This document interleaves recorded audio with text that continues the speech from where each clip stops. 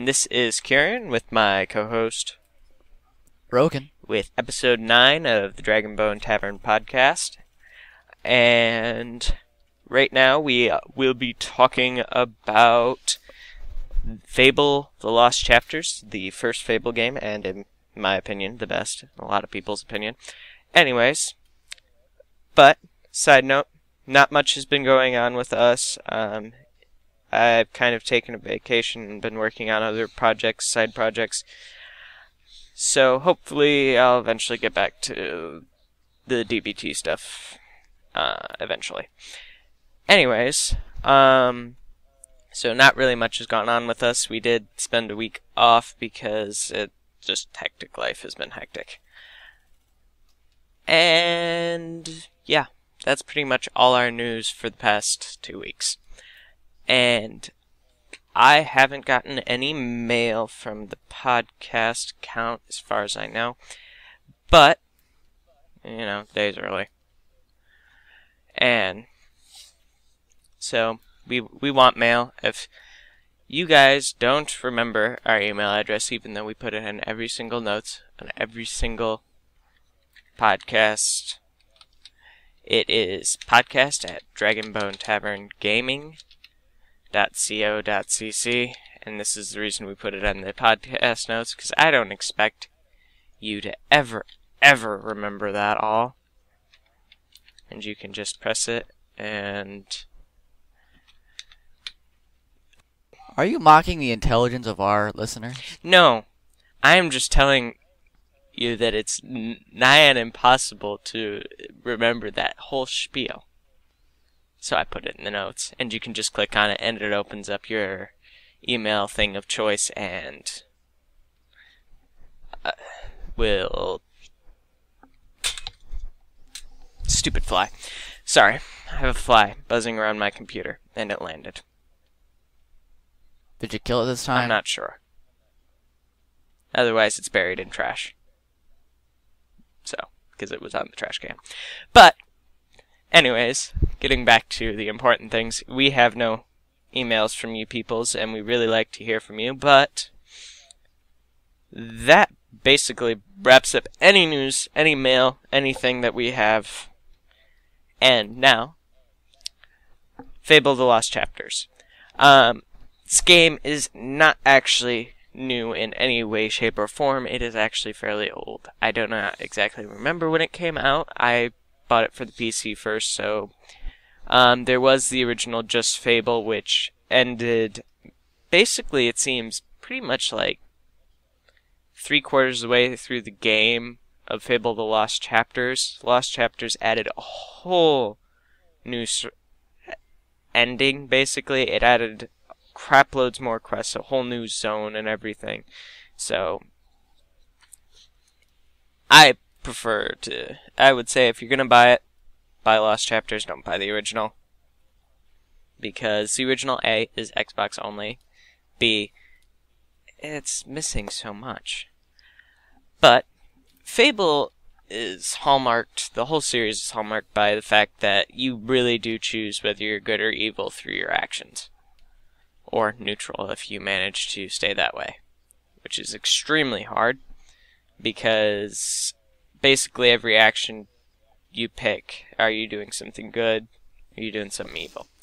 There aren't so many shades of gray. But if you can remain neutral, it's quite a challenge. It adds an extra kick to the game. But it's always fun to play an evil character and kill everyone you see in sight. But away from that, more or less, the actual storyline of Fable is that you're a hero, that your family was basically killed when you were young, or as far as you know. Later in the game, you find out that really it's only your dad that died, because it's the only character that you see dead in the beginning. But, Your sister's a blind maiden. And your mom's been rotting away in a prison. Wasn't she a Balverine slayer? Yeah. Balverines are basically werewolves of their world. You go through the game and you are throughout the whole game trying to gain basically fame. And that's how you get into different quests and things. And basically, if you could go through the entire main game storyline and do none of the side quests or anything, and always have enough fame to get to the next quest. It's just built that way. But there are also lots of side things that you can do. Fable allows you to, basically, you can buy houses, you can augment your weapons with certain types of augmentations like lightning, silver, which... Fire. Silver is mainly used for the Balverines. It does more damage to them. Fire does fire damage, and lightning, etc. Really, as far as I remember, did the armor really actually give you any bonuses if you were wearing heavier armor? It gave you a higher defense bonus, you took less damage, but that's really about it. It also gave you reputation, either scary or not scary, depending on what kind of armor. Yeah. Like, if you wore the dark chainmail, oh my god, he's a psychopath. You wore the light chainmail, oh my god, he's a hero. But it also did affect your will, I think, which is your spells, and if you were wearing heavier, it was harder to cast. Your spells did less. I don't know about that. Because the dark will user clothes had, and the light will user... True, but they were... I don't know. Anyway. They were oddballs from any other piece of armor. Point in case. I played the whole thing through as a magic caster with the dark chainmail, and it worked just as well as if I wore anything else. I don't know if they really affect that much. It's basically, you're just creating your character, and there's a whole bunch of weapons. You've got your basic weapons that are all you can buy from almost every vendor, and then you have your more powerful weapons, which you have to go find. Though generally the only one you can get to until the first end boss, which was the end of Fable, was actually extremely hard to get, and I don't know if I ever actually got it before I got the sword that you get at the end of that story arc, which...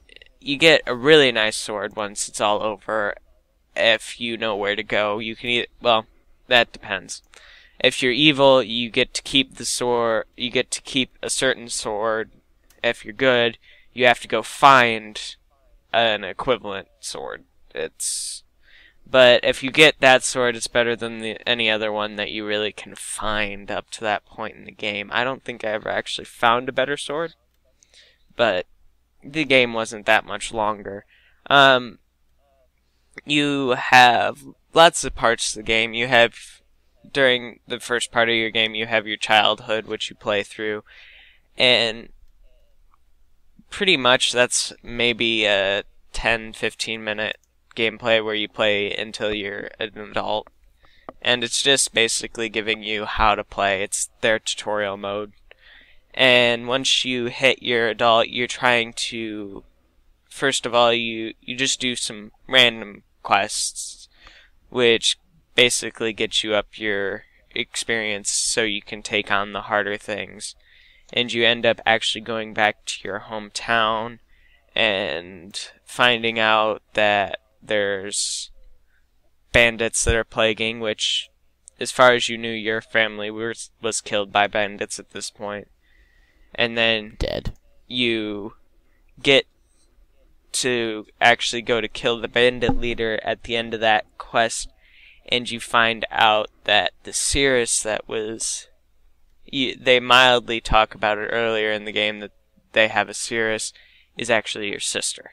And she's blind, she had her eyes, and they go through the whole what happened to her. And so, from that point on, you're trying to figure out what happened to after you left, and you find out your mother's alive, and you also, in between this point, you go to an arena, which is where you actually learn about who your mother was, but you don't actually know that's who they're talking about at the time. And I could give away a whole bunch more spoilers, but I'm not going to. Basically, the game is epic. I have to say, this is the best in the series. It's not that the storyline degrades any, but the difficulty of the game does. The first one was a good, probably close to... First time through, I'd say maybe 20-hour game. Wouldn't you say? Yeah. Yeah. Where as you get to the second one, it's maybe only 15 hours, and the third one's really... The only reason I probably played it for maybe 20 hours was because if you want to be good, you have to have a whole bunch of money, so I just left my game sitting. The game wasn't actually that hard. I probably would have breezed through it in 5 to 10 hours, if that. Being evil, you could breeze through it easily. So, it's just... And the end bosses get really to the point where they suck. And here's one more spoiler. Big end boss of the first game. Big dragon. No matter what anyone says, dragons are cool. And then you go to the second game. You have this weird spire tower thing that tries to attack you, and then the actual guy that you've been trying to kill the whole game gets shot and killed by another character in a cutscene where you can't do anything. Kind of disappointing. And it's a lot like Call of Duty World at War when, you know, your leader in one of the first missions, the Japanese guy busts through the door, you can shoot him 1,000 times, but he still kills your leader. Yeah.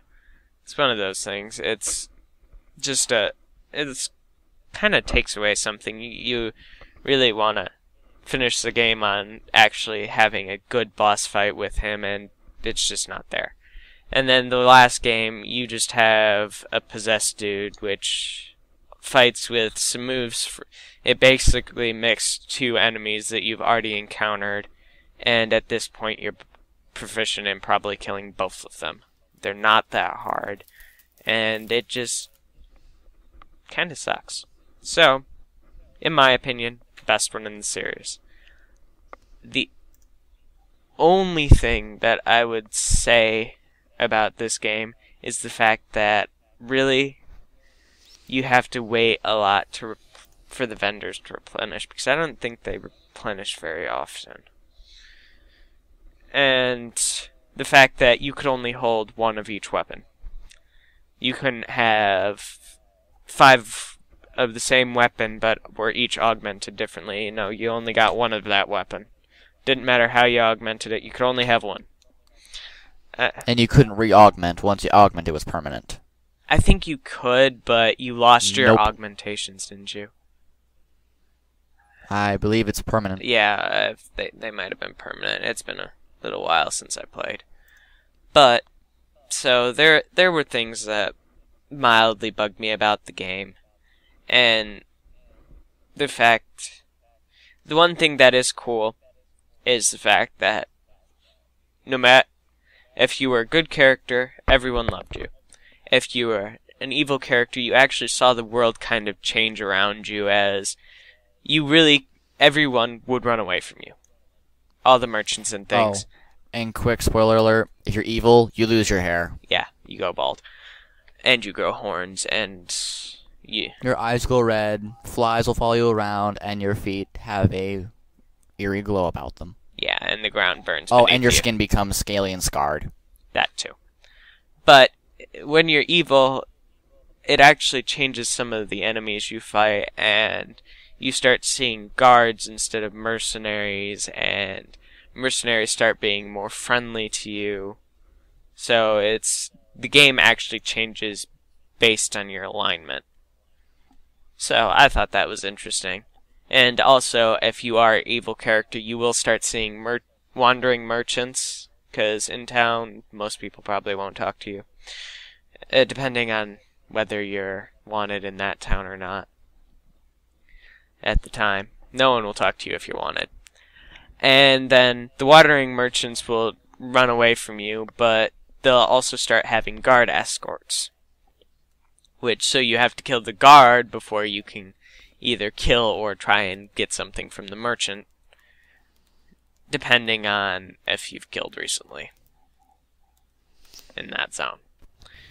Because they're at first neutral to you, but if you actually go and attack the guard, because that's how you get more evil, is you'll go and attack the guard, and then you have to kill the guard before you can actually talk to the merchants.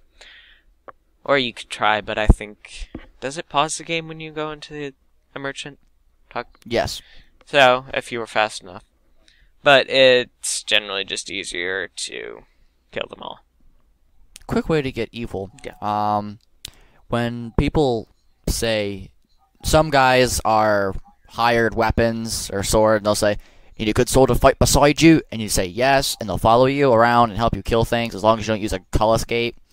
But you can go to a thing called the Chapel of Scorn and bring your swordsmen behind you and sacrifice them at midnight, and you'll get a whole bunch of evil points for it. Yeah.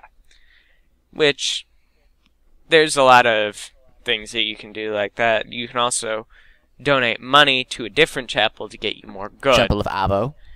Which, the Temple of Avo also has one of the legendary weapons, but you have to have, like, maxed out in your melee. So it's Physique. Yeah. I think it's... Is it just your physique that you need to be maxed out? Yep. Okay. But you also have to have an, yeah, just physique. Yeah, it's physique. Anyways, game is amazing. Worth checking out. If I had to rate it right now, out of 10, it would easily be a 7 or an 8, if not a 9. Game you can play hundreds of times and still end up with a different character each time.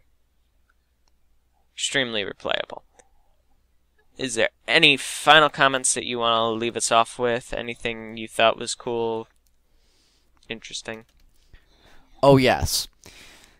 Do note, in the beginning you meet a little girl named Whisper. She's black.